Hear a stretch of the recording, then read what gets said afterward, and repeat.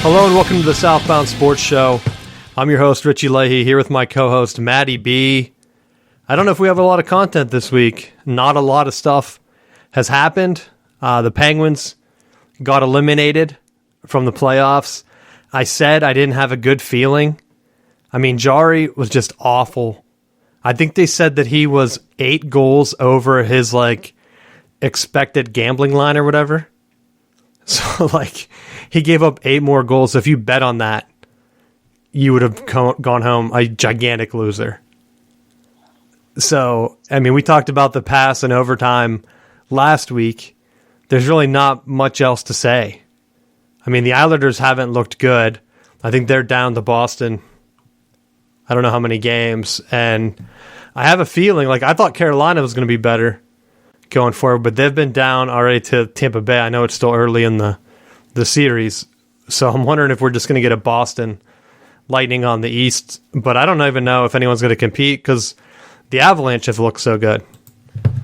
So, I mean, I know a lot of Pittsburgh fans are probably spoiled, especially if you only watched hockey recently and you saw the 3 cups, but I remember darker days than this. So not bad. I mean, damn, you hate the early exit.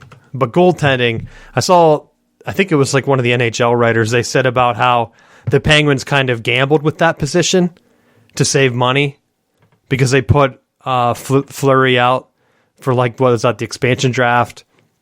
Yeah. And then they kept Jari cheap as a way to try to bring in other players and keep their core guys around. But why wouldn't you? Do you want to let some of the other guys, the superstars on that team, go? I wouldn't. Try to keep them together as long as possible. At this point, you want Sid and Gino to retire together. I mean, why not? They played their entire careers there.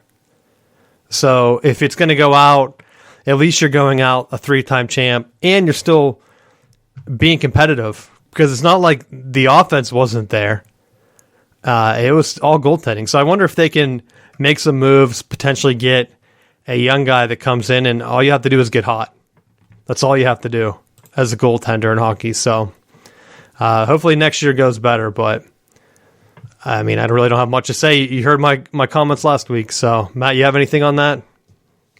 Yeah, I just, it was disappointing. I thought that they were going to be able to at least move to the next round, and the more that I thought about, the more was just there comes back episodes ago where we were talking about that was such a tough move to try to have to put Fleury out there, or to be in that position where they had to put either one, because they were both in such a good spot where one goalie was struggling, they could go flip to the other one, and that was really something that helped them win those Stanley Cups, because if there was a goaltender that was struggling, they could go to the opposite guy and not miss a beat. Just pick right up, and they filled for each other well.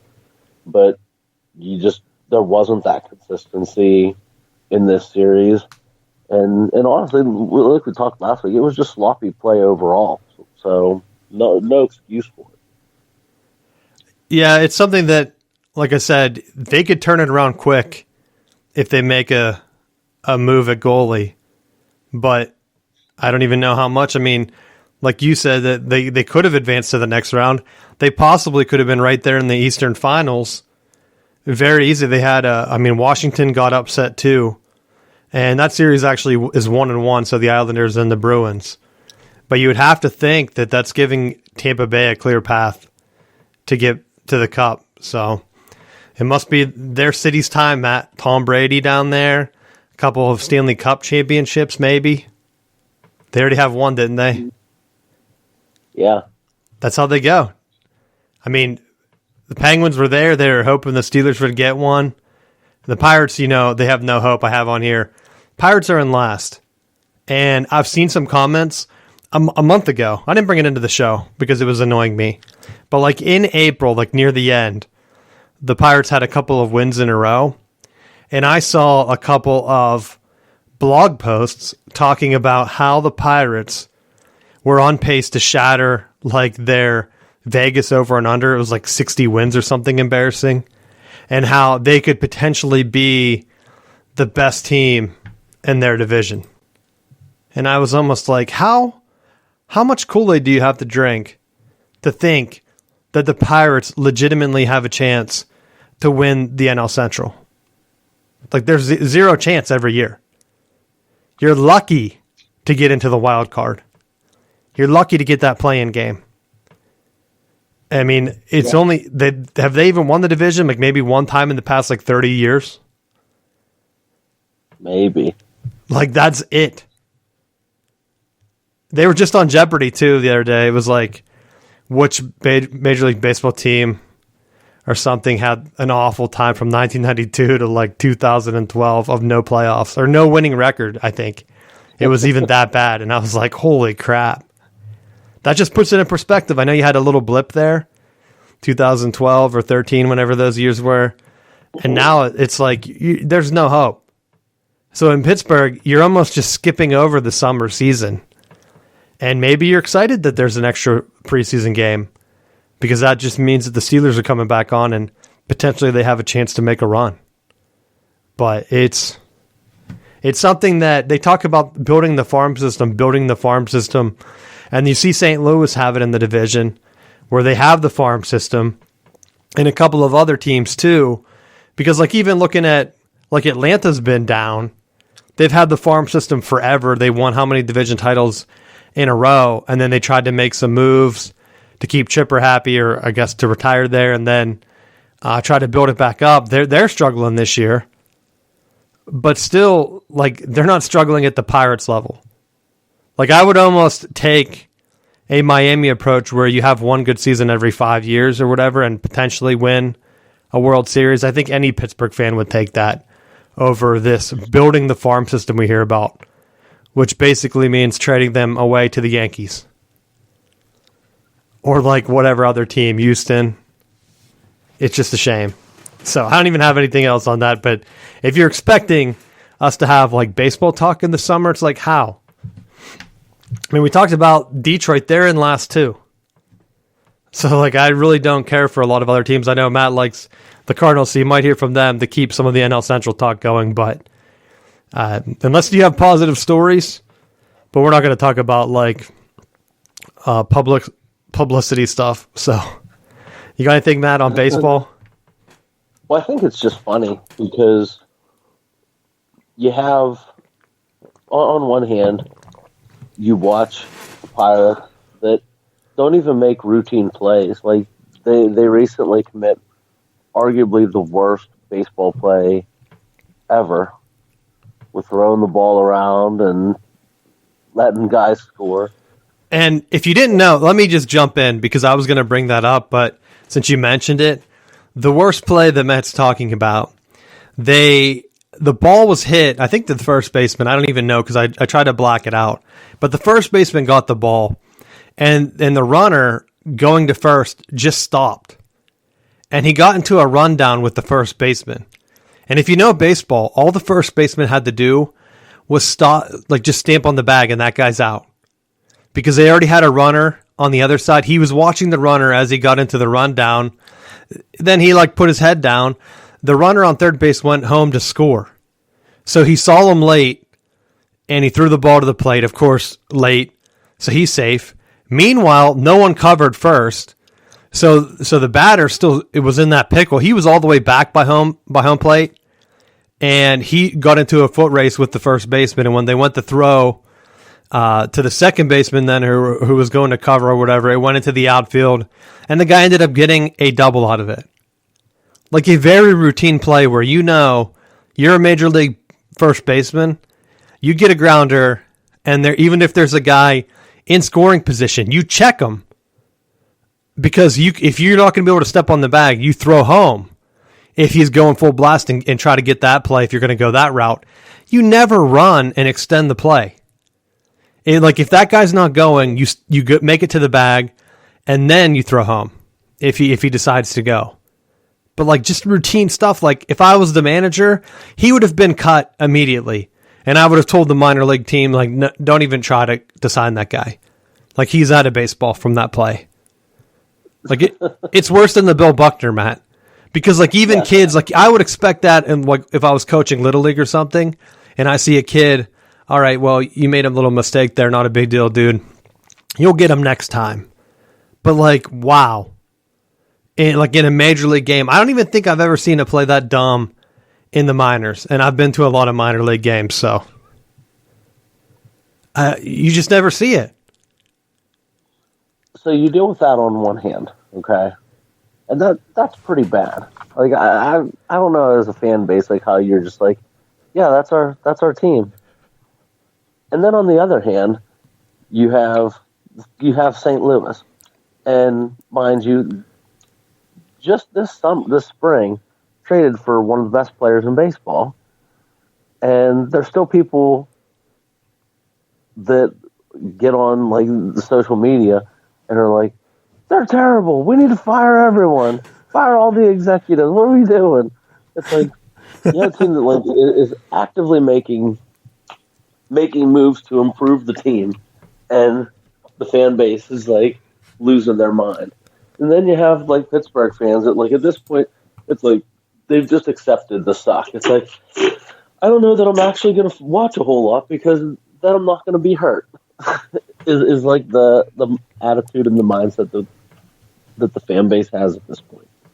And just to, like, I think basically, because I'm trying to explain it or add details that people might understand, I think a lot of people have bought into the media narrative of, like, these small town, like, markets or whatever, the small market teams, and it's crossed over into other sports.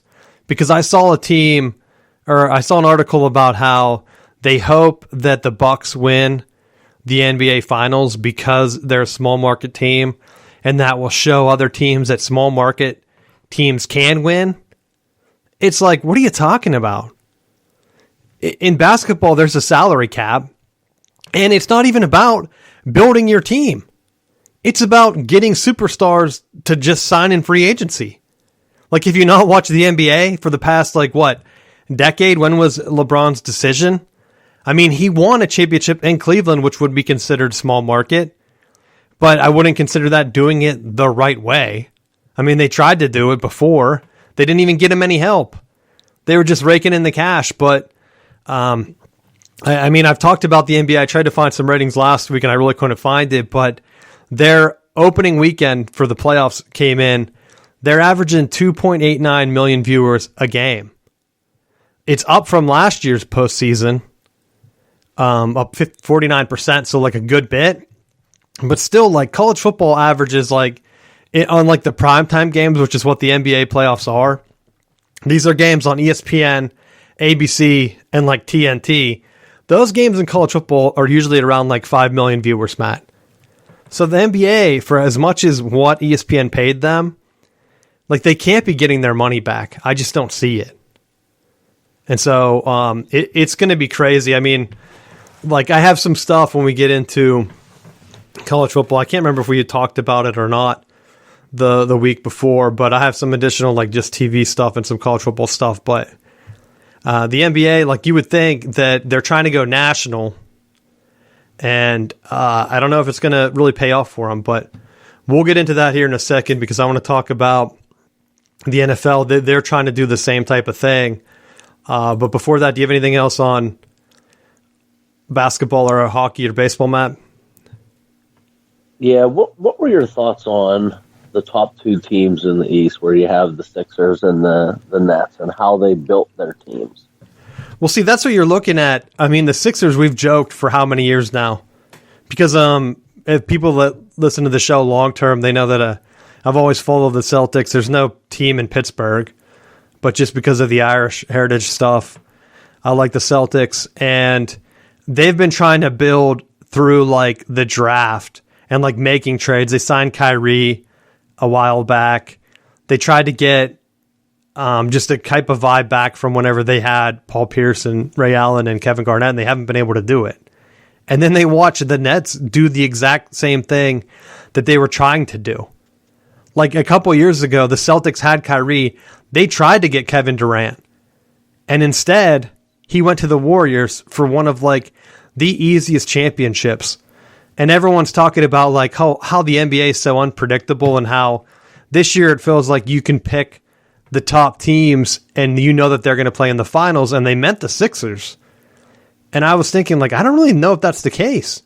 Like in the past, like you have to be out of your mind if you didn't know that like whatever team LeBron was on in the East, the Cavs, the Heat, like they were going to make the finals no matter what. And I think they did however many years in a row because they had all the superstars on that side. And then they just ran into like a hot Dirk the one year. They hit the Spurs with Tim Duncan and stuff. So like now to see the Nets build that team and everyone's like, well, they're one of the top two teams. It's going to come down to them and the Sixers. And a lot of people are just overlooking the Sixers now because I made the mistake. I said Sixers were the favorites, but the Nets are the favorites just because of the superstars. But like, I honestly don't even know. I mean, the Sixers are the number one seed overall. And so that's probably why I was thinking that. But I mean, on one hand that LeBron basically started the trend. So if he can't win another championship because all these super teams form on the other side, I mean, he can't complain. I think he said a comment about it because he made a comment about the play-in game, and then he talked about like the super teams. But it's like, you started it.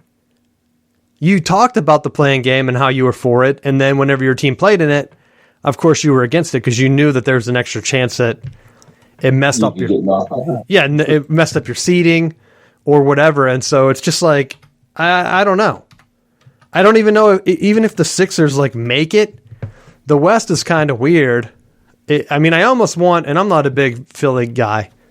I pretty much hate all the teams in Philly. Eagles, the Phillies for sure, and the Flyers. So like, I know Pittsburgh, a lot of fans of the Steelers like the Sixers, so I don't want to hate them. I hope that they do well. They could have just swept them. But then like even Atlanta's playing well. So it's going to be a crazy. Like I don't even know if Brooklyn, if that super team, like what if they can't get by the Bucks? I mentioned that being one of the hot teams and everyone pulling for them because they did it the opposite way. Who knows? I mean, on the West, you have a lot of, like, I wouldn't really consider the Jazz to be the top. I think you're looking at it if the Lakers and LeBron are actually hurt because they seem to be injured. And I'm wondering if, like, the injuries are starting to pile up because years ago, LeBron never got hurt. And so, like, is this the end of his career? Where he's 100% is. Because, like, he's played so many minutes. And I think, is Davis, he's always hurt, too. They always talked about how he was going to be the next big thing. You can't beat if you're always hurt. And he was another one teamed up with LeBron. And if they didn't team up last year, did they even win the championship? I don't know. So now you're looking at it from if the Sixers can get through that, they're probably going to win the championship, to be honest. I'm not sold on any of these other teams. I'm not sold on the Jazz. I'm not sold on the Suns. But they're going to have a hard out, either the Nets or the Bucks. But I just think the Nets are going to get through. So I think they're going to play the Nets. I think that's going to be like your de facto finals. Maybe I'm wrong. Maybe they beat each other up. But what are your thoughts? I know I gave a way too long explanation. My optimism is for the Sixers to win and to move on. But I think it's interesting to see those conflicting styles because you have the pool of people that it can be argued that Philly tanked their way to a championship, but I think it very easily could have backfired as well. They were Pittsburgh Pirate-esque bad for a while, where it wasn't even competitive. It was less than competitive. And I think for the people that said that they were tanking, part of that was also with the way that the NBA draft system is, and it's lottery based. Just tanking doesn't automatically give you the rights to the number one overall pick. So part of it is like you're tanking if that's what they did, which very, very well appeared that way. that they're losing on purpose to try to get more picks, or to have the option to get the number one overall players. In doing so, they also acquired so many draft picks over the course of the last couple of years that it allowed them to make the necessary moves to be successful. So I think on one hand, part of it was like they got lucky and were able to get some of those higher draft picks that helped them along the way, but they also traded a lot of guys and a lot of picks and stuff along the way too to help. Where, with the Nets side, they've kind of followed that LeBron, like Kyrie followed the LeBron blueprint of, I'm going to get here and then I'm just going to start recruiting people to come along with me. So, we've kind of rallied for years about the super teams and like kind of being more against the formation of those super teams from coming together, just from the standpoint of guys playing. Like, we're spoiled having guys like Sid and Ben that they get picked by Pittsburgh franchises and then they stay. They're not being so heavily ego driven that they're left with no other capital for building players around them. And to be honest, I mean, Pittsburgh, the Steelers anyway, would have to be an attractive place if you're trying to build your brand in the NFL. Look what they did with Le'Veon Bell and Antonio Brown. They made them into like legends. For what? Because they played it with the Steelers?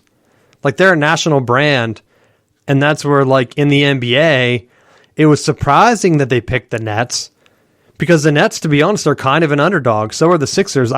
If you look at the Sixers roster, you can say that they tanked to get like their team now, but they kind of blew it up in the middle of it. And so I think they tried tanking. It didn't work. And then they learned from it.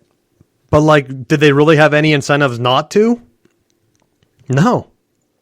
Look at like some of the middling teams like the Pacers and the Hornets and even like the Wizards that they're playing. Like, what are they doing? Like, they're kind of in the playoffs every year. Do they ever get any better? No. Maybe they should tank. I mean, like, look at Toronto. They won their championship, and then now they're awful. But do you think they would trade that championship for, like, consistent middle tier success? Because in the NBA, no one, like, remembers bad teams. Or even the middle teams, I guess, to be honest. Like, you only know the teams with the superstars. So unless you get lucky and draft one, and then, like, some of them, like Ben Simmons, like, has he even panned out? Like, I don't know. Like, when he's healthy enough to play, yeah. I mean, that's kind of been the gamble with this process, is that they drafted Embiid when he was injured.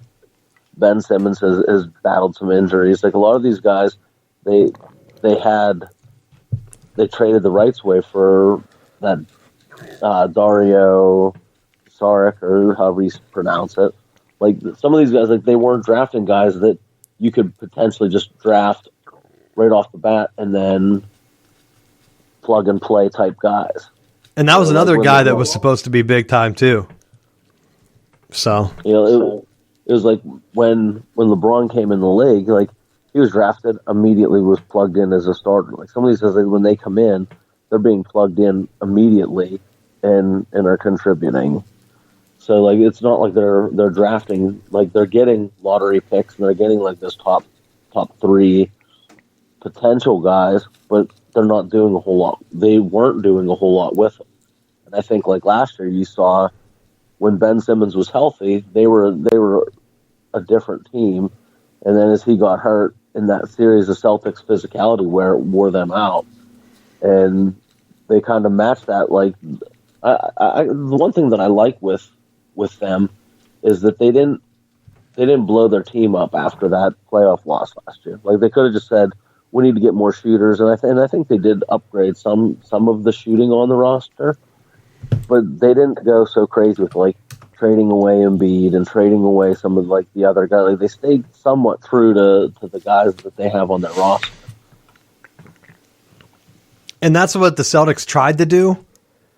Like, they tried to get or keep Kyrie happy. They tried to get Kevin Durant, and now they're trying to build around Tatum. But it's like, all right, what are you going to do at this point? Are you going to be able to bring guys in to help? They've definitely played worse than the talent that I thought that they had. But, like, you're not going to compete with the Nets. The Nets are up right now. So this game's probably going to go to them, and they're going to lose the series 4-1. And then the Nets will play the Bucks. But you really need that superstar. Like, I just don't know. Like, you need that guy. Like you said, LeBron comes in, plays. Even like Steph Curry comes out of nowhere. And he's like an all-star all the time. Even now, though, they didn't make it. Like, you need a supporting cast, even if you just have that one guy. So, like, tanking 1 year doesn't really help you if you don't know what to do or how to build around them. Like, look at all those years LeBron wasted in Cleveland. When he was asking for help, they didn't give it to him. So he's like, you know what? I'm going to team up with my friends because then at least I know I'll have help. Which was a smart move by him, to be honest.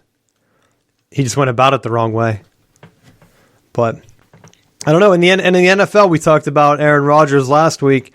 Potentially, like, if you're going to team up, can you force your way in? Like, there were rumors that he's been reaching out to people. Who knows who he's been talking to? But now they're saying that that's almost collusion too. So, like, he can't really be doing too much with. I don't think players can get pinched for that, though. That's where, like, the NBA, like, they couldn't do anything because players can't really collude. Like, it's the teams that can kind of, like, incentivize, like, hey, you know what, LeBron, how about you beat us and we'll get a better draft pick and then you can sign with us and we'll have a top draft pick to go with it. I think that's the type of collusion. But, like, if Aaron Rodgers is like, hey, so-and-so, I'm out of Green Bay, you're a free agent or whatever, like, even Julio Jones is like, hey, try to force a trade, maybe I'll be able to trade up with you and meet. Like, I don't think they can really get collusion for that. It's more along the lines of, like, the front offices colluding and potentially reaching out to players because they call it tampering if they talk to a player before. Because they had talked about maybe the Broncos. They were the leader. And then they started to throw around, could Elway get tampering charges for talking about Aaron Rodgers? So now you haven't heard anything from the Broncos in that regard because there were a lot of articles about how they made it work with Peyton Manning. It would be perfect if Aaron Rodgers went there. You know how hands-off he is as a whatever franchise leader. They just want a winner, so maybe he would get lucky. But if you're Aaron Rodgers, like I had talked about, and if you're looking around and maybe you don't make the move, I can't remember. They said he either had to make the move June 1st or July 1st. So, like, if it was June, maybe I should look it up as we talk about it because it's June 1st right now. So he would find out soon if he was going to move because they're not going to hold on to him if they don't have it. But I want to say that it was July 1st, like the start of the new fiscal year or whatever. No, possibly June 1st. Sports Illustrated has an article about it today because it had to do with his contract. Yeah, it was all about the salary cap. So now we're going to find out it is June 1st. I thought it was July because I was going to say July is too close to training camp. So it would make sense if June was the move date for him. So we'll see. Can he get in trouble? Will a team get in trouble for talking about him? Possibly. Ben Roethlisberger came out to the press and was talking about how he offered to take the pay cut to stay with the Steelers for like $14 million or whatever ended up being. And I was like, what are you doing? Like, do you need the extra pressure on yourself? Do you need to talk about how, like, you've been building up the team? Maybe he doesn't feel well. Because he also talked about how his elbow was fully reconstructed and how it wasn't 100% last year and how it hurt him down the stretch.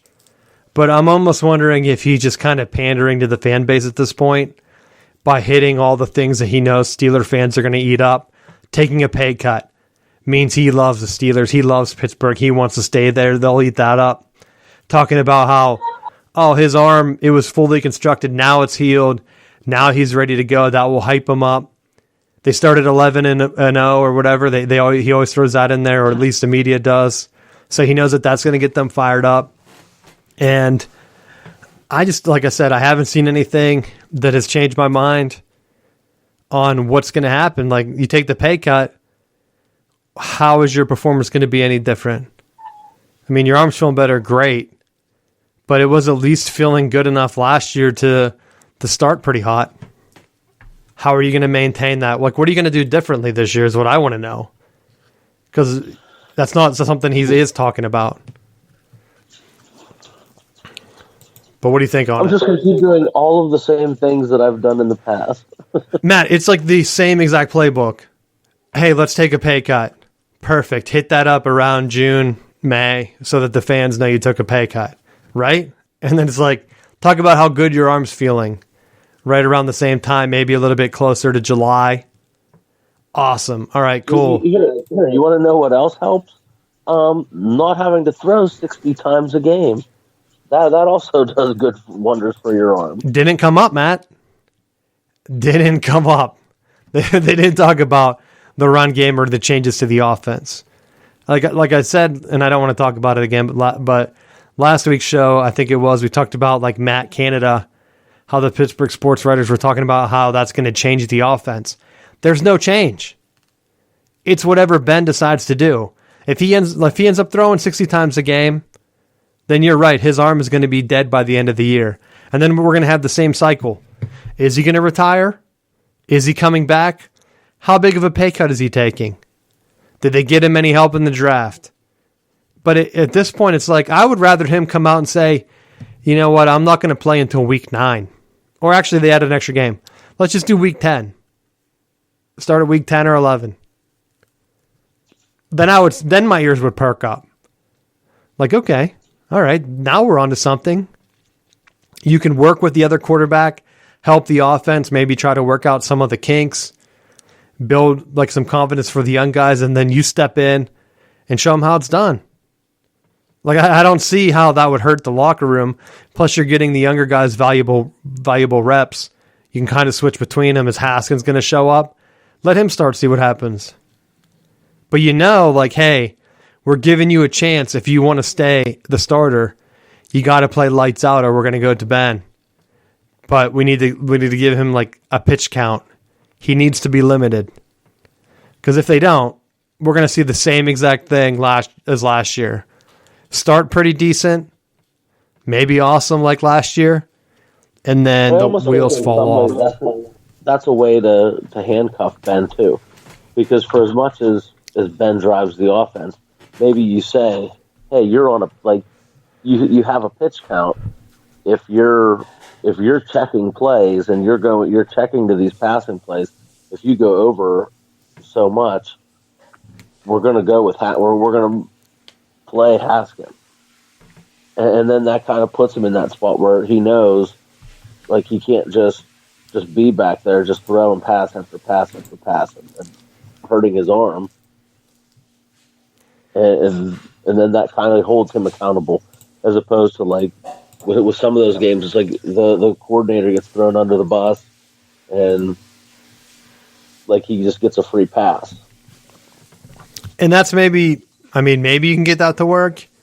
I always wonder how much that's going to just annoy him and then just kind of mess with the team where, like, maybe it does annoy him, but he's also a player, not the team. Big difference. That's true, but, like, do you think after how many years? That's why I said at this point, I know they probably want him to retire in Pittsburgh. That would be nice. Same with Sid. And like I said, Gino, that would be nice. That would be nice. Is it going to happen? I mean, like, remember when they wanted Yager to retire and then, like, he ended up playing like 30 more years? It was like, oh my gosh, he's still alive? Is that his son? Who is that? And then it's like the same thing where it's like, all right, Ben, are you going to keep coming back? Because, like, I was all for let him play somewhere else. Like, Patriot fans are just mad that they lost Tom Brady and he won a Super Bowl. because they probably feel like, oh my gosh, that was ours. Like, why did Belichick have to fight with them? And so, like, now with Ben, what Super Bowls are we losing? Like, it's been a decade. So, like, all right, well, go ahead. Try with another team. Like, I think if he would go to a different team, they'd feel happy for him. Like, I think it's a little bit different because, like, you look at Sid and what he's done. He's, like, the best player. Like, he's, like, the Tom Brady. So, like, what's the difference if he goes somewhere else? Like, it's almost like Ovechkin. Like, if he goes somewhere else, he's the best. He was one of the best players in the league. He's built the Capitals, got them a Stanley Cup later in his career. If he wanted to go to another contender, which I know the Capitals are anyway, so it doesn't really matter in hockey, but, like, what would the difference be? But you almost have to, like, look at it because those guys, I mean, he won more recently, but, like, Ben hasn't won in a decade. Why hang on to him? It's not like he's even the most popular quarterback either. Like, a lot of people still hate him for his off-the-field stuff. And it, like, randomly comes up, too, in conversations that I've had with people. So it's almost like, all right, you don't like the guy? Like, awesome. But Pittsburgh's probably going to hang on to him, whether you like him or not. Because he probably sells a bunch of jerseys, and everyone knows who he is, so... I mean, I don't even have any other thoughts on it, do you? No. I mean, we're going to be talking about it probably all summer, the same exact thing, but that's my take. And maybe it will change. Maybe I'll start to get hyped up, but I'm not hyped up. If you want to get hyped up, though, Bill Cowher has a new book, Matt.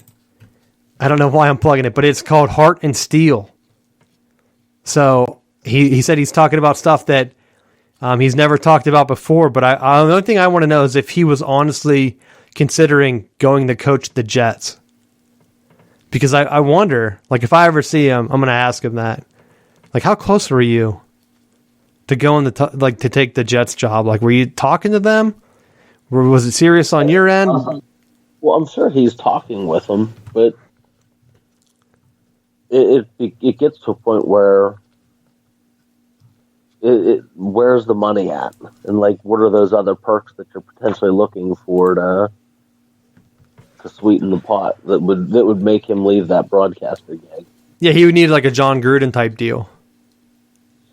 And I almost think to get someone out of retirement like that, I think that's what it would take. Like, Gruden kind of set the new bar for what coaches are looking for.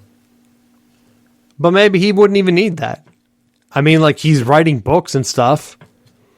I mean, I don't know if he actually wrote it or had a ghostwriter or whatever, but I'm sure if he's coaching in New York, then perfect. A whole new fan base to eat it up.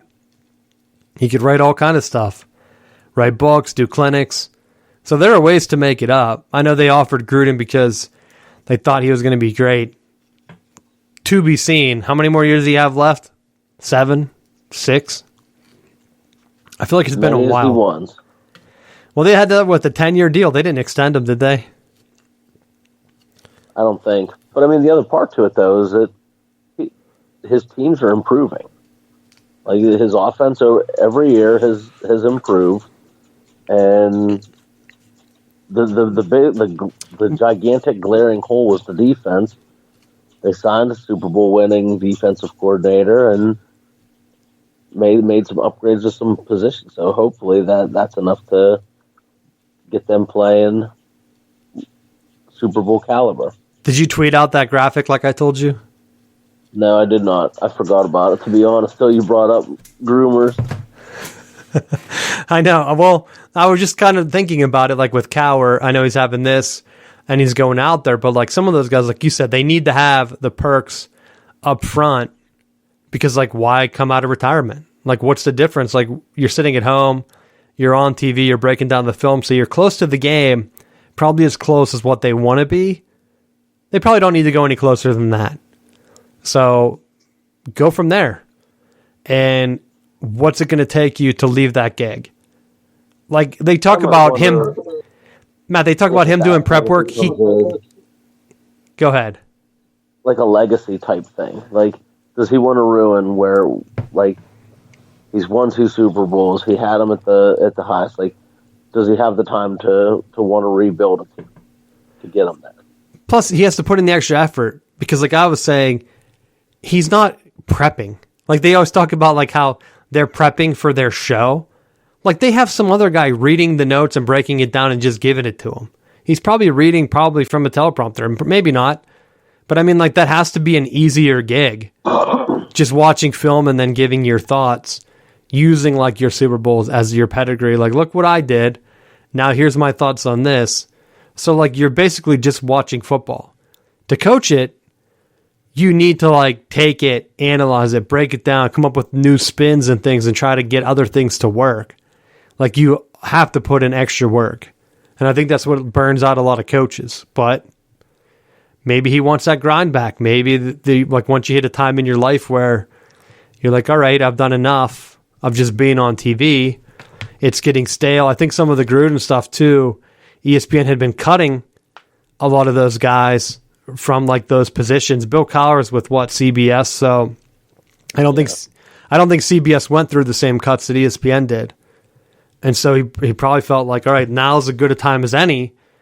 If they cut me or try to ask me to take a salary bump or a cut, let's go right to the Raiders, get a bigger deal. Like, they're going to give you more money, but it's going to be extra hours. It's going to be harder work, and it affects your legacy, like you said. So you have to put them in. Like, sometimes, like, the Jets, they've been so bad that just making the playoffs wouldn't hurt his legacy, I don't think. The Raiders have been up and down, and they try to get the big splash, and they have, like, more of a national fan base than the Jets, to be honest. So I think a lot more pressure is on Gruden. But talking about, like, the brand name stuff, the NFL, I saw this came out. I don't know if they actually announced it or if it's been a leak right now, but they want every team to play in Europe. So I know we've talked about this in the past where they've been exploring a team in, like, London, and I think Dublin was one of the cities where potentially, like, the Jaguars would move.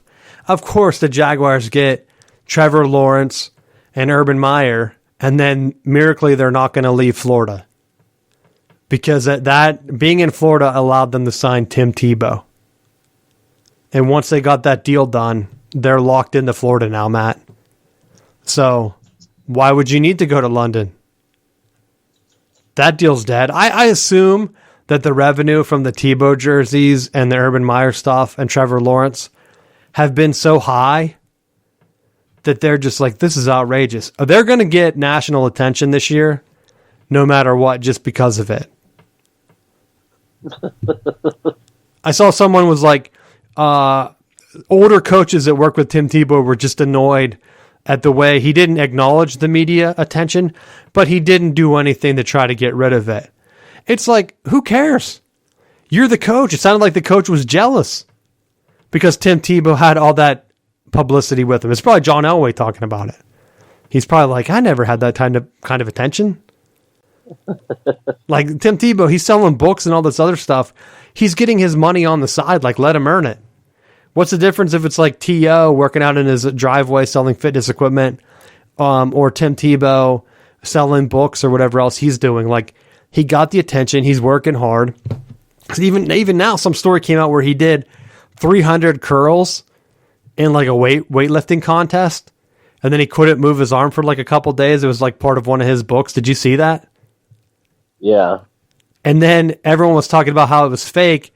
And then one of the coaches at the camp came out and said, no, that was a true story. I was running the camp.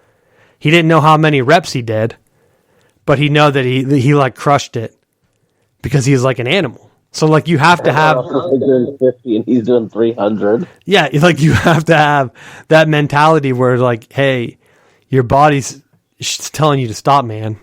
He must have known about that deer antler spray long before it became popular.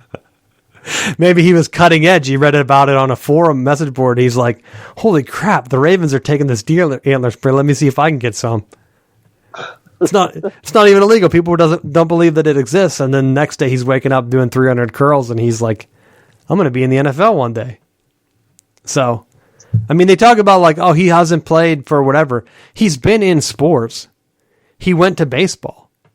Like, if anything, so he learned exactly how to cheat. he's taken less hits, like on his body. I'm not talking about his batting average, but less hits, so he has to have more durability. I mean, I know he's older, but like some guys play till they're super old in the NFL. So who knows? Like you got to be one of the guys that stay healthy and can at least operate. And there was a big leak, if you can call it that, where they think he's going to be like Taysom Hill, where he's playing like quarterback. Well, no shit. Like, do you remember Urban Meyer's first national championship with Chris Leak, where Tebow was like coming in off the bench, doing those tight end pop passes? That's exactly what he's going to be doing. And they said that Urban Meyer's in way over his head because he's letting Tim Tebow like start this media circus. Like, how do you know that he's just not going to do that to take pressure off Trevor Lawrence? I think it's brilliant, to be honest. Because if he didn't sign Tebow, Trevor Lawrence would be getting all this attention. He would be the guy. Look at all the stuff Joe Burrow got. Then he got injured, and it's like, even now I saw a couple articles that were like trending about his injury recovery. Like, the Bengals never got that type of coverage. They only did it because Joe Burrow won the Heisman, had a national championship exactly like Trevor Lawrence, and he's like a name guy. So Trevor Lawrence is going to get that attention. Why not have Tim Tebow take it away? I think it was brilliant, to be honest. But not everyone agrees with me on Urban Meyer. They hate that guy. I thought it was also, like, I would be interested to see, and he would never do it, but for as outspoken as Tim Tebow has been on his faith and, like, the religious stuff, if he just suddenly is like, yeah, I changed my mind. I'm not about God anymore. I just quit. Like, how fast would the push be then for the Jets to start him at quarterback and like because all of this negative attention has just been because he's so outspoken with his religious beliefs. And I don't know. I don't know if that would change it. Maybe it would make him more popular. Maybe it would give him a chance. But some of the stuff, it's like, we're not going to give you a chance because we don't want the pushback. But then again, like, he's giving you so much publicity and making you so much money. That's why I'm still shocked that the Mets didn't call him up, because the circus would have been crazy. But maybe they were making enough money on jersey sales in the minor leagues that they really didn't care, and it could be isolated, and it would allow them to work on other guys in the majors. Like, I honestly think that him being there, taking attention off all the other guys, allows them to work. And he's a big locker room guy. So I don't think it really hurts having the pressure on him. Like, who cares if the tight end has more pressure? Like, no one cares about that. He might not even be starting tight end. He might not even be, like, playing at all. So, like, let the media give him interview questions for no reason. If I was Urban Meyers, I'd be telling the other guys, like, this is a blessing in disguise. Like, hey, Tim, can you leave the room real quick? Like, I'm not even going to play that guy. But he's going to take all the pressure off you guys, so you guys work hard, and then you'll celebrate the wins. They're not going to ask Tim Tebow if he doesn't play about winning the Super Bowl. Like, that's going to just be, everything would shift to Trevor Lawrence immediately. So that's how I'd pitch it if I was coach. I don't know. You have any thoughts on it? I think you're right. If they were to win the Super Bowl, that pressure would be off. And I've kind of thought that too, that it definitely takes that pressure off of Lawrence, and with having that other leader, it allows other guys just to rally around him, so he doesn't have to be forced into that situation. Although he did show at Clemson he could step in day one, lead a team to a championship. So it'll be interesting to see how things play out. And everyone's saying how that team was garbage, but they were pretty close. I mean, they crushed the Steelers a few years ago. That was pretty recent. So I really don't think that they're going to need a dramatic shift to be in contention. Like, the Browns turned it around relatively quick. I think the Jaguars could be just as good. But circling back around to the Europe thing, because I think I glossed over it, they're not going to move a team there, but the NFL is still exploring, and they want their regular teams to do the outreach there now. So, like, the NBA talks about having a global reach. I think the NFL is kind of going in that direction too. Not so much with, hey, we're going to do like whatever publicity. But like the NBA, they're not really looking at expanding teams. Like they don't really want a team in China. They just want them to watch the games.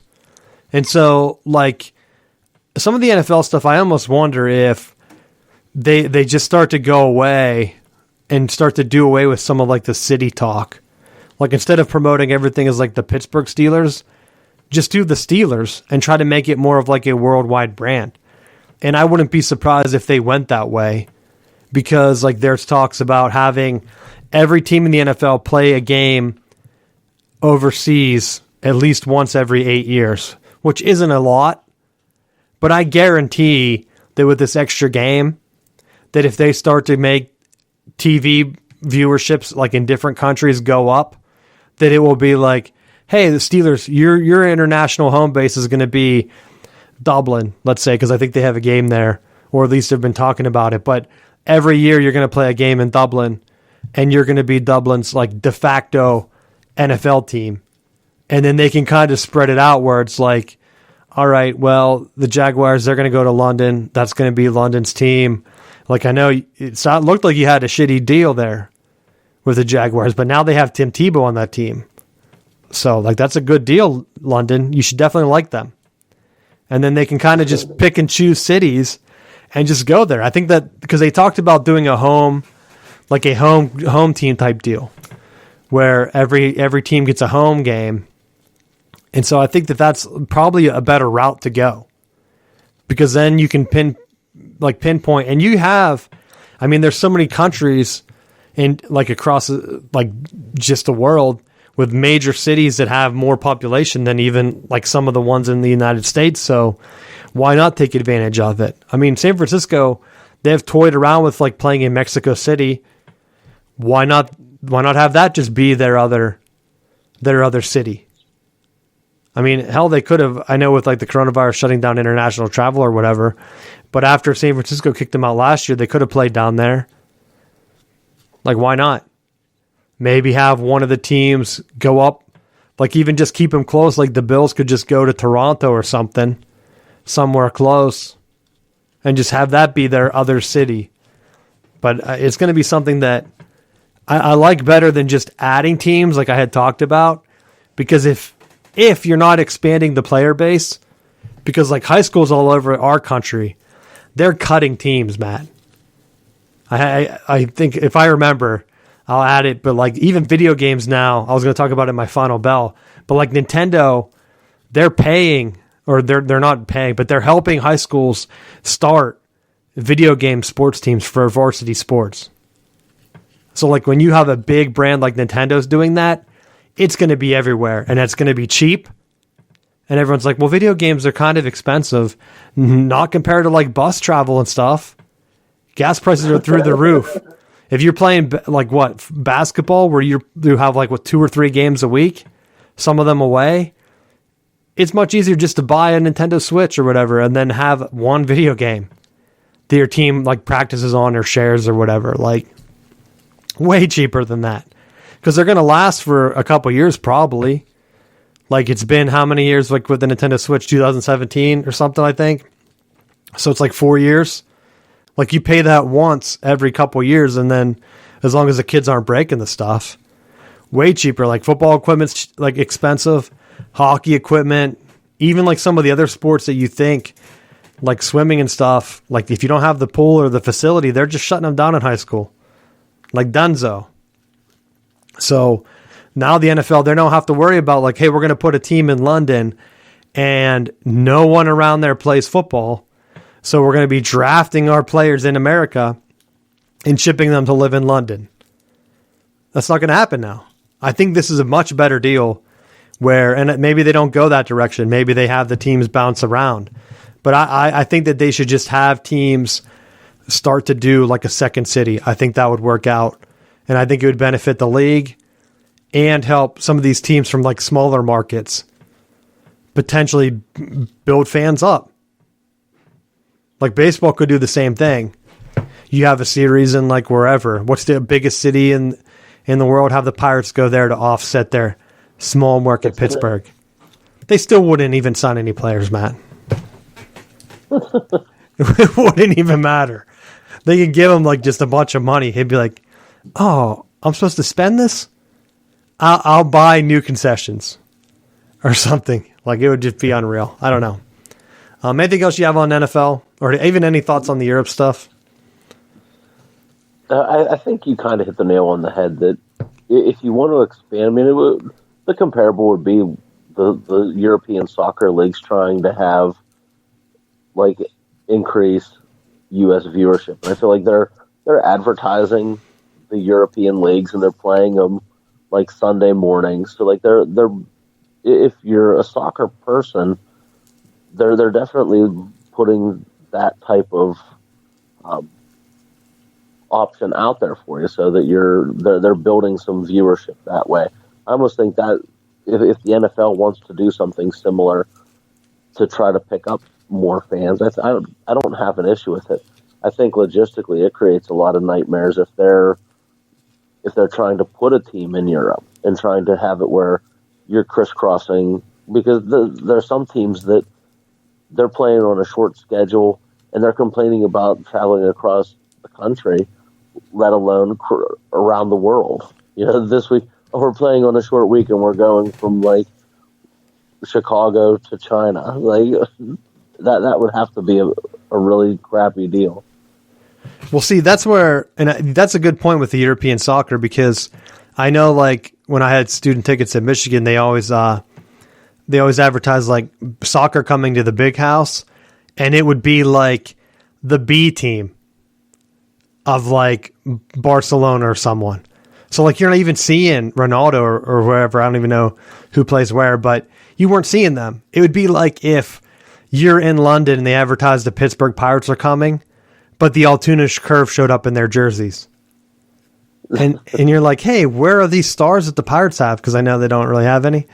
But it would have been like a couple years ago, it would have been like, where's McCutcheon? Oh, he's not on their travel team. Like, how embarrassing. Like, he have to get ready for real play. He can't be gallivanting around in different cities. So, like, if the NFL, if they approach it different, and that's where I think, like, yeah, they're awesome that they're putting the games on whatever Sunday mornings or whatever they are. But, like, I don't know those teams. Everyone knows, like, a couple of the big ones. And if they're not good, then, like, what's going to get me to watch? It's like an international fan. Like, they know the Yankees. If the Yankees aren't good, are they going to watch a game between, like, the Rays and, like, the Pirates? Like, no. Most likely not. Why would they want to watch that? But I'm thinking, like, if you would bring a consistent team from, like, the Premier League and put them down here in Raleigh, where every year or two they had, like, a big international game in Raleigh, so you're seeing the same team every year, and it's like a big event, then I could see people tuning into their other games like, hey, that's like our team, because it gives you a sense of ownership. And so if that's what the NFL meant, I think it could work. Because, like, you're like, oh, yeah, like, we're a whatever team. Like, because some of these cities, like, they've been bidding. Like, we're going to bid for a Major League Baseball team, not going to get it. We're going to bid for a football team, not going to get it. And it's like, all right, well, what if you bid to be the sister city of, like, some European soccer team? That could work. How many cities missed out on MLS? Like, Raleigh missed out on MLS. So, like, what if they just struck a deal with, like, Manchester United or something, where they came over every year and played a big thing here? I think you would get a big turnout, and I think it would be a big event, and I think it would overshadow anything the MLS is trying to do. And, like, if they have a problem with it, you're just like, hey, we wanted a team. You didn't want to expand. Like, what do you want us to do? We want big-time soccer here. We think we can support it, so we started this other deal on the side. And so, like, the NFL could do the same exact thing. Go through Europe, pick out the biggest cities, Paris, London, like, all of them, and have a team just go there and, like, have that be, like, their home base. Don't just send the Jets and the Jaguars when they're crappy. Like, you got to give them, if you're going to do it, you got to send the good teams.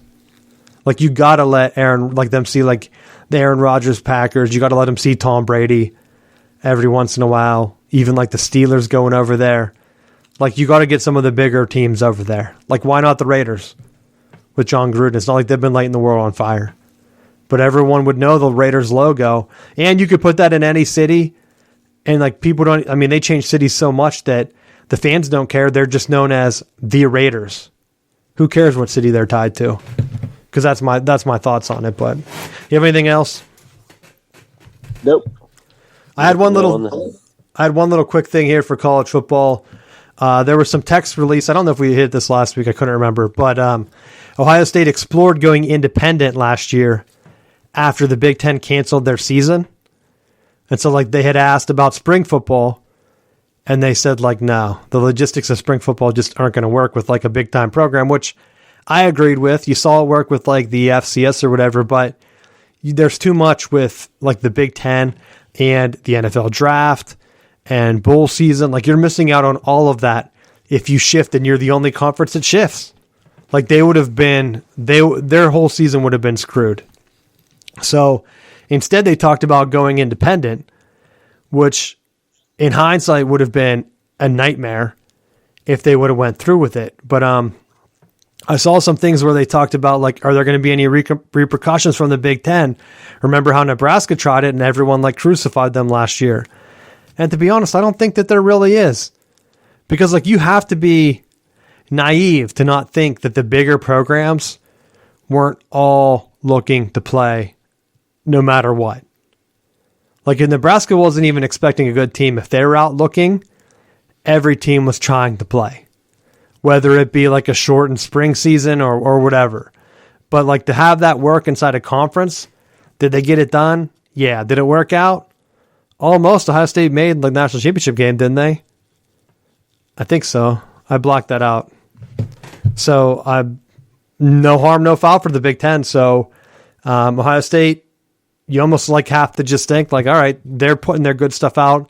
I think the president or whatever was in the text and made it seem like that they were going to do anything to help Ohio State football, which is probably good PR to have those text messages leaked. I would assume someone did a Freedom of Information request or whatever. But the thing I mentioned earlier in the show that I was going to bring up, the TV deals, I think we mentioned it, maybe we didn't. But the Big Ten, their deal is going to be up first. So, like, I think it's 2023. That's the end of their deal. So, like, some of the other ones, like baseball just redid theirs. I think their money went down. And the Big 12 asked if they could start negotiations, and ESPN and Fox told them no.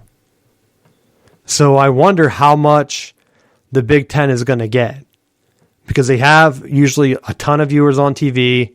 They have primetime games on like every network, it seems like. So they're not going to do anything with Ohio State because they're one of the big money teams. Just like everyone keeps talking about, are they going to push Penn State out? They're going to push Penn State out. That'd be idiotic. If Penn State wanted to leave the Big Ten would do anything they could to keep them because they help keep that, like, eastern side open. And without Penn State as, like, a bridge, like, they lose that. That's why they added Rutgers and Maryland. They're trying to, like, keep Penn State happy and gain, like, that New York corridor, which SEC doesn't really have, to be honest. Like, if Notre Dame would go to the ACC, I think that would be the bigger competition for that market. Because it's like Notre Dame, ton of Notre Dame alums, and then a ton of Big Ten alums in New York in that area. So, I mean, Boston College is small, so it's not like they're churning a bunch out, and same with, like, Syracuse. So why not? But that's what's going to be the big deal in sports. Because, like, the NBA, they haven't been putting the numbers together where their multi-billion-dollar deal for television, I don't think that happens again. That was like that had to be a nightmare for like ESPN, which led to a bunch of their layoffs. And so college football, though, has been paying off. How high do they go? How high does the money go? And then, because I think we did mention it because someone had talked about, is there going to be expansion? Once that Big Ten thing goes, and that's why I don't think even if Ohio State was looking to go independent, if they had threatened that for 1 year, the Big Ten would be like, look at how much money we're losing on our television contracts. Would they have let Ohio State use those contracts? Who knows how that would have worked out? But that is the big decision maker in the Big Ten is their television contracts. Like I said, that's why they added Rutgers and Maryland. That's why they would have let Ohio State do whatever they want last year. If Nebraska was winning national championships or at least making the playoffs or like winning the Big Ten, they would have gotten that same treatment. But instead, they're not. Scott Frost has been pretty much a disappointment. He's a worse Jim Harbaugh. You were so spicy towards Nebraska. Why, Matt? Do you like them? What have they done good? They did win a national championship. Yeah, back in the day when people were running the option, Matt. I liked how outspoken Scott Frost was for playing. Yeah, but now he's like, I mean, he talks about it, but he's been getting more reserved. If you noticed, Matt, since his like UCF days, he pushed really hard for it. Then they got throttled, so he's just keeping it low key because he knows if his quarterback stays healthy, they may have a chance to be decent. Well, see, that's the one team where, like, if they innovated, if he would bring in and try to get, like, what he was doing with UCF, like, I don't know what Nebraska's trying to do. They're kind of, like, in a tweener mode where he was trying to use, like, they've always tried to keep the Big 12 type, like, hey, let's be run-focused, let's do this. And they haven't really had, like, a passer. They never really went spread or anything. So, like, it's almost like they don't have an identity. They don't have good defense. So it's like, what do you have? Like when they had like was a Bo Pelini there forever, like, and he was consistently getting them 9 wins. Like they had a tough defense, and then they were like, "This isn't working. Let's try to go more offense." And then they never really took that next step, which is the same problem with Michigan. They kept like the defense though, so they win more games than Nebraska, but the offense is kind of just like, what the hell? Some games it's awesome, and then other games it's like, what are you doing? That's how I feel about Nebraska. That's why I said he's like a worse Jim Harbaugh. It's like the same exact thing watching it. Hype, except Nebraska's never been ranked in the top 10 with Scott Frost. So, I don't know. We'll see what happens. But, like, Penn State's not going anywhere. And, like, for all the stuff they try to do to, like, have Penn State and Nebraska play each other, it's like, why? Penn State shouldn't have to play them. Make Nebraska beat Wisconsin before they start getting the treatment of like a Penn State. Penn State's been pretty good for the Big Ten. Let's be honest. So like Nebraska shouldn't get that. They should have to beat Wisconsin and Iowa and Minnesota and start winning the West before they start getting these crossover games with Penn State or Ohio State or Michigan. That's my thoughts on it, Matt. That's my final thing for college football. Do you have anything else? Well, I think with Nebraska, how much of their Midwest like marketing is hinging on having Nebraska? What do you mean for Nebraska or for the Big Ten? For the Big Ten. I mean, obviously for Nebraska it's going to be good, but just thinking like you're one to pull like media markets and different stuff that like you would think with what Nebraska. With, like, at this point, it's clearly not a good move for them to be in the Big Ten, and that they would fit better in with, say, the Big 12 or, like, Pac-12 or Mountain West or something like that to, like, break off from the Big Ten because of the athletes that they're recruiting. Well, like, I mean, this is one of the topics. Their contribution, you know, that they bring up, like, it is what they contribute, just having the media market access that now they're pulling in that Midwest. Well, it's one of the topics that I like to talk about. And so, to be honest, I wonder if Texas regrets not pursuing the Pac-12 more. Because, like, if you remember back in that initial thing, the Big Ten, I don't think they added Nebraska for, like, their Midwest marketing. I think they were going for more of the national brand. Like Nebraska was one of the big schools in the 90s. They were still pretty relevant when they joined the Big Ten. And then I think they were brought in to give the West, because if you remember, before that, they had like those weird divisions, the legends and leaders. So I think the decision to bring them in and bring East Coast teams and then say it was like the same pitch that I always talked about, like the ACC giving Notre Dame.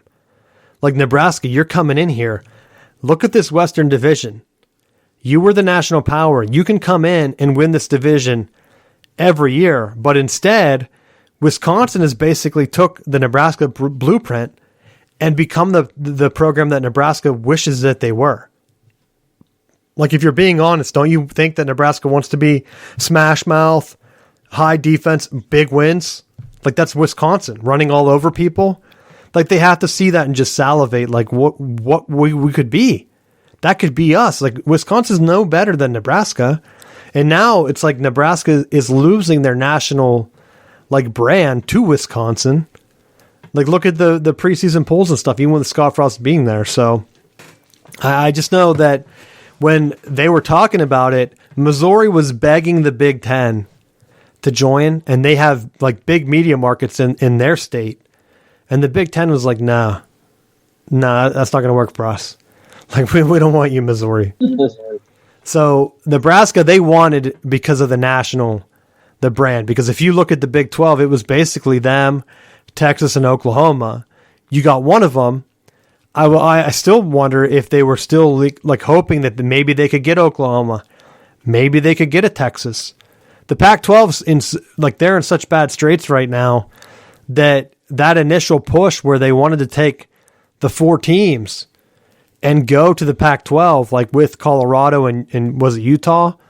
I can't remember who they added first, but they wanted to go to like 16 teams. They wanted Texas. They wanted Oklahoma. They wanted Nebraska. And the rumor was either like, I think Kansas was getting left out. So I think they wanted A&M. They wanted Texas A&M, Oklahoma, and Nebraska.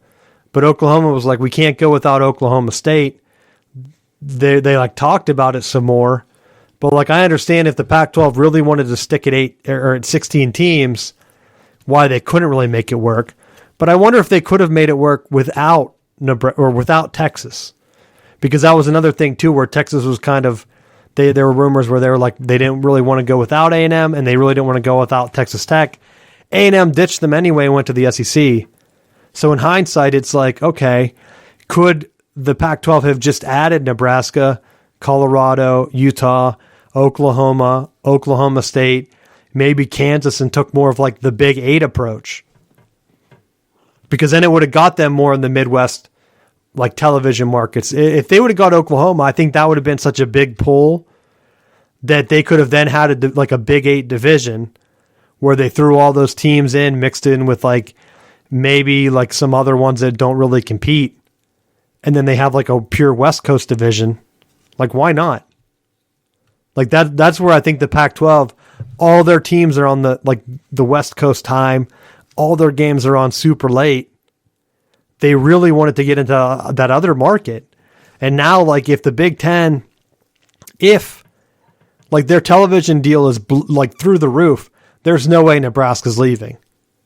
Because like their head, like their president's not going to look and say like, you're telling me that our athletics, we're going to get $60 million a year, which I think they're getting right now. Or we're going to take half of that and go back to the Big 12, where Texas gets more money than everyone, because that was their beef too. The Longhorn Network, they wanted to split and make a Big 12 network, and Texas said no. So like the Pac-12 was ready to bend over and take that too. Like, how weird would it have been? But would probably be locked in with four conferences and a 4-team playoff, I think, if that would have happened. I think it would have just been winners of all 4 conferences, and that's the playoff. Yeah. And so I think that every conference would have kind of set up at 16 teams, and whatever teams got left out, they were left out. Like, Pitt wouldn't have been one of them. They joined the ACC, but like, what if West Virginia gets left out? That's a big-time rivalry. like West Virginia's like a lower division and Pitt plays them and that's their rival. It'd have been weird. So I still hope that maybe West Virginia will join the SEC or the ACC. I'd like the Big Ten to take them. That'd be funny. That would be a really bad business decision. Hey, you never know. They do have a pretty big fan base. And if they are going to, they took Nebraska and you take West Virginia just to try to bring in some of like that East Coast like rivalry type stuff and try to get something with Penn State. Like, why not? You pair them with Penn State, you put Rutgers and Maryland together, and like that's your pod. Like Penn State, it could be worse. I'm sure Penn State would rather have like Syracuse or someone though.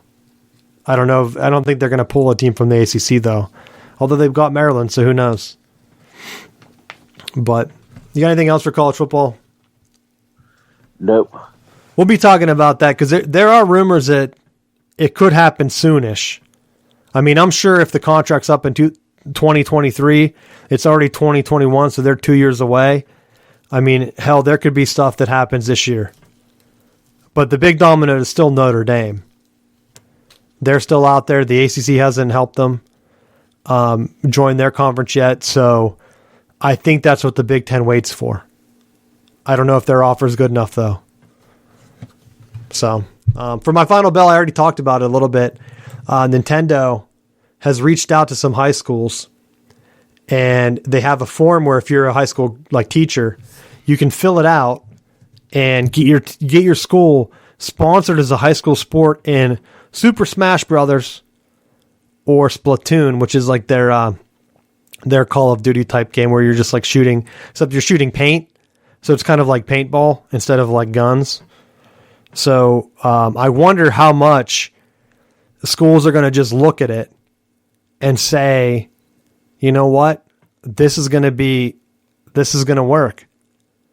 Because like they already get the technology grants, so they have like tablets or whatever. The Nintendo Switch is basically a tablet. So I'm sure that would check however many boxes where you're just playing games. And like I said, you're playing online or whatever, so you only need a couple of them. They hook up to a television. They already have TVs at schools anyway. It would have to be cheaper.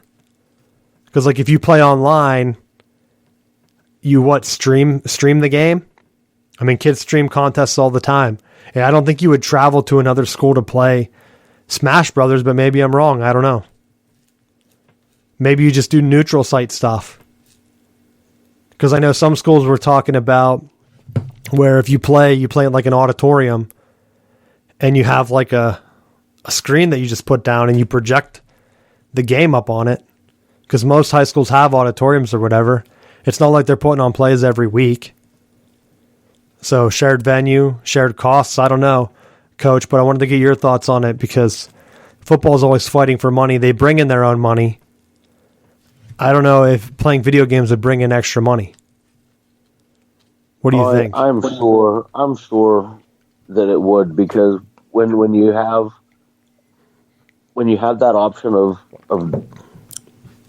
being physical in a contest or just sitting there playing a game of somebody being physical, I think you're seeing a trend with more people erring on the side of video games and not being as active. Obviously, as the national obesity rates skyrocket. So I do think that if they're offering that and people have the option of doing that and can potentially earn scholarships with it, it'll only see an upward trend. And scholarships are a thing. The only thing, like as an outsider, that concerns me is that there are just so many games. So like Nintendo sponsoring this is big. Because like other than that, you have companies that all sponsor their own thing. I mentioned Call of Duty. They have a thing. I think there's like the fighting games like Mortal Kombat. They have a scene. Street Fighter. However many other ones like League of Legends. There's a bunch of video games out there that have like their own sports league or esports league or whatever. But I mean, to be honest, if you're going to play a video game, it's kind of like playing a sport. You can't play all 10. Like, it's just impossible. So, like, I think you're going to see kids specialize where they're like, you know what? you know what, coach, I'm just going to play Smash Brothers this year. And then that's all they do for the entire year to try to earn that scholarship.